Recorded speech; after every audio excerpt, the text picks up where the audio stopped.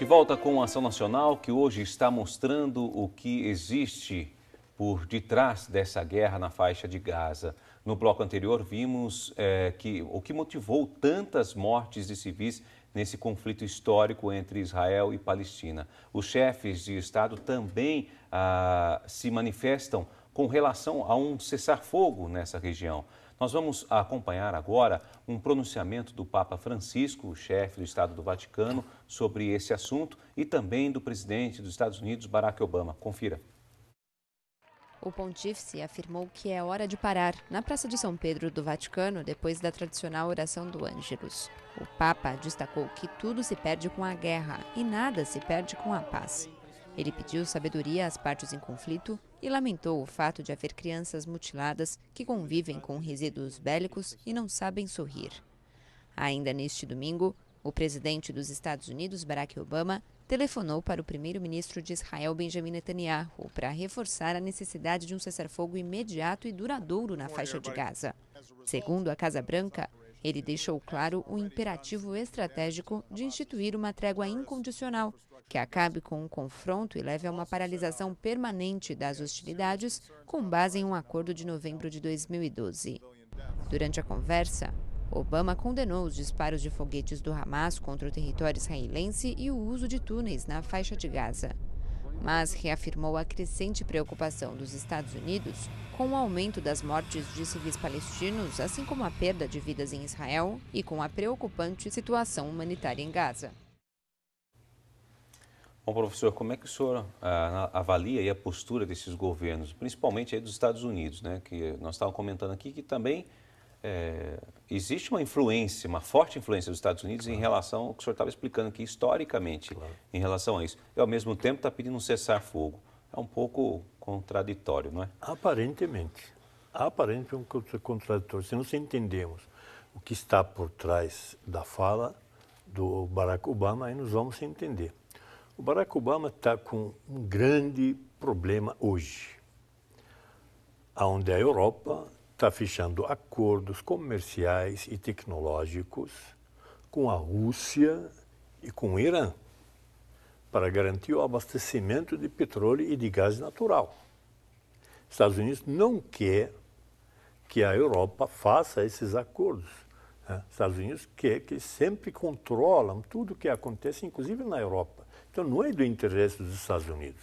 E por isso é do interesse dos Estados Unidos, né, garantir aquela região, né, seja sob o controle norte-americano.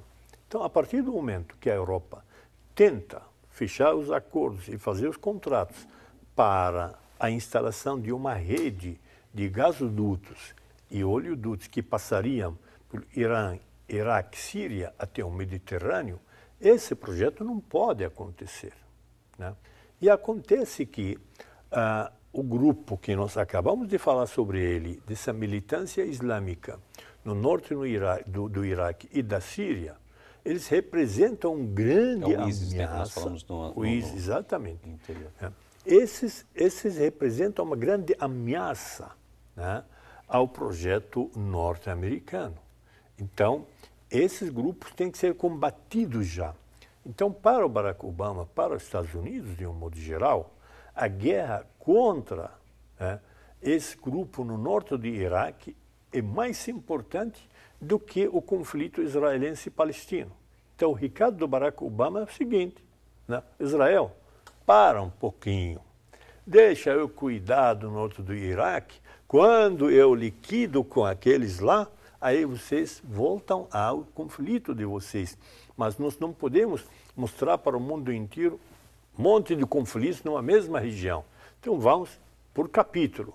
Então, na realidade, o Barack Obama quer que Israel pare para ele poder organizar e aniquilar e limpar o norte do Iraque desses grupos islamitas, né, que estão atrapalhando as negociações. Que estão atrapalhando, exatamente. Esse é o motivo da fala do Barack Obama.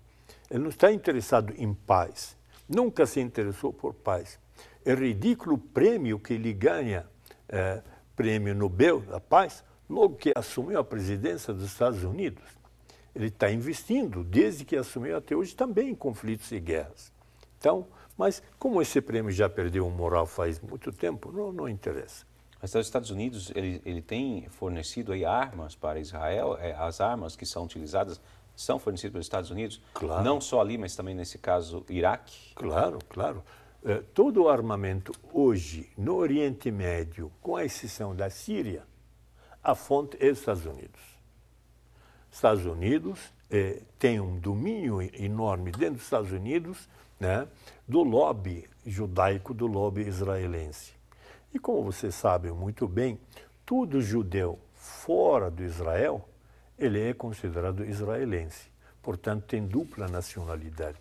Então, tem dezenas de parlamentos, dezenas do alto poder norte-americano que são judeus de dupla nacionalidade.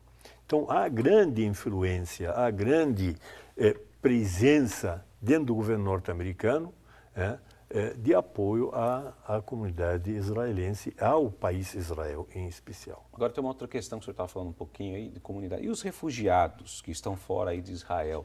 Eles têm como voltar? Como é que é isso aí? Quem são eles? Exato. Os refugiados palestinos, né, começaram a fugir a partir dos anos 30, mesmo antes da criação do Estado de Israel. Mas a maior parte foi nos anos 40, a maior parte foi em 48, quando foi criado o Estado de Israel.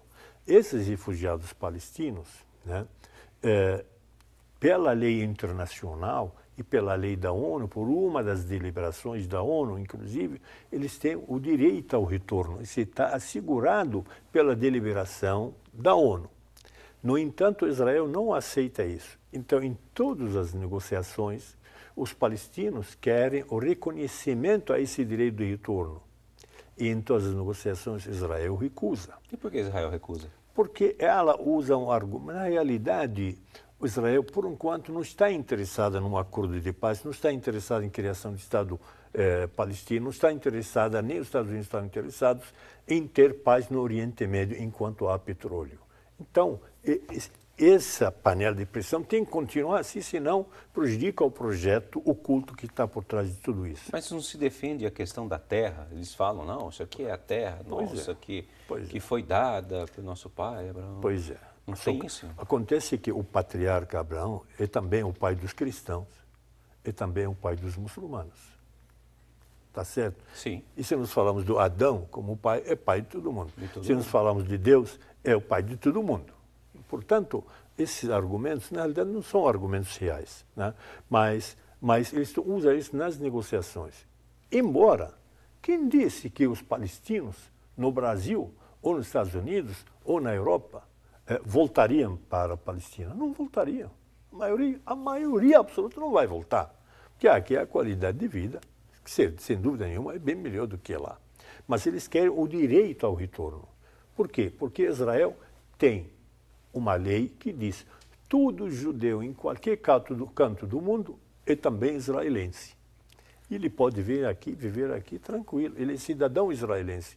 Mesmo não nasceu em Israel, mesmo não viveu em Israel, mesmo nunca teve origem de alguém que viveu em Israel. Portanto, há dois pesos e duas medidas aqui. O que os palestinos estão pedindo é exatamente uma igualdade no tratamento, né? Então, nós não criticamos que vocês consideram todo judeu fora israelense. Nós queremos que vocês reconhecem o direito, né, de retorno dos palestinos.